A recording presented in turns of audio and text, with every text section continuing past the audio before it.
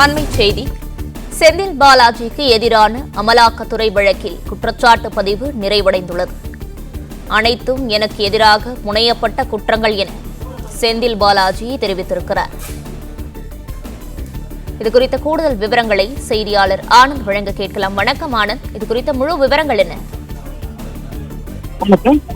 சட்டவிரோத பண பரிமாற்ற தடை சட்ட வழக்கில் தனக்கு எதிரான குற்றங்கள் அனைத்தும் புனையப்பட்டவை என்றும் அரசியல் காழ்ப்புணர்ச்சி காரணமாக இந்த வழக்கை பதிவு செய்திருப்பதாக குற்றச்சாட்டு பதிவின் போது செந்தில் பாலாஜி தரப்பில் நீதிபதியிடம் தெரிவிக்கப்பட்டிருக்கிறது.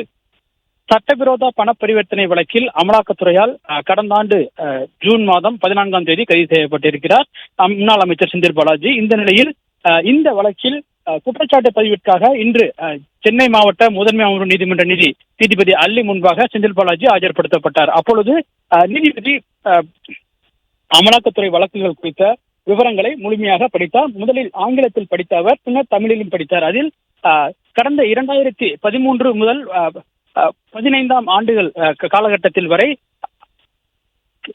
அரசு போக்குவரத்து கழகங்களில் பல்வேறு பணிகளுக்கு வேலை வாங்கி தருவதாக கூறி பலரிடம் பணம் பெற்றதாகவும் இதன் மூலமாக சட்டவிரோதமாக செந்தில் பாலாஜி தரப்பில் 1,30,00,000 ரூபாயும் அவரது மனைவி வங்கிக் கணக்குகளில் சுமார் 29 லட்சம் ரூபாயும் அதே போன்று அவரது சகோதரருடைய வங்கிக் கணக்குகளில் 13 கோடி ரூபாய் அளவிற்கும் அதே போன்று சகோதரருடைய மனைவி வங்கிக் கணக்கில் சுமார் 59 லட்சம் அதே போன்று செந்தில் பாலாஜியினுடைய தனி உதவியாளர் வங்கிக் கணக்குகளில் பல கோடி ரூபாய் பணம் டெபாசிட் செய்யப்பட்டிருக்கிறது. இது அனைத்தும் சட்டவிரோத பண பரிவர்த்தனையில் ஈடுபட்டிருப்பதாகவும் இது தொடர்பாக சட்டவிரோத பண பரிமாற்ற தடை சட்ட வழக்குகளில் அமலாக்கத்துறை குற்றம் சாட்டியிருப்பதாகவும் உங்களிடமிருந்து பல்வேறு ஆவணங்கள் அமலாக்கத்துறை கைப்பற்றப்பட்டு இருப்பதாகவும் என கூறி அந்த குற்றச்சாட்டுகள் முழுவதையும் நீதிபதி அல்லி வாசித்து காண்பித்தார். இதற்கு பிறகு உங்களுடைய பதில் என்ன, இந்த வழக்கு குறித்து உங்களுடைய பதில் என்ன, நீங்கள் இந்த குற்றச்சாட்டுகள் குறித்து என்ன கூற விரும்புகிறீர்கள் என நீதிபதி அல்லி செந்தில் பாலாஜியிடம்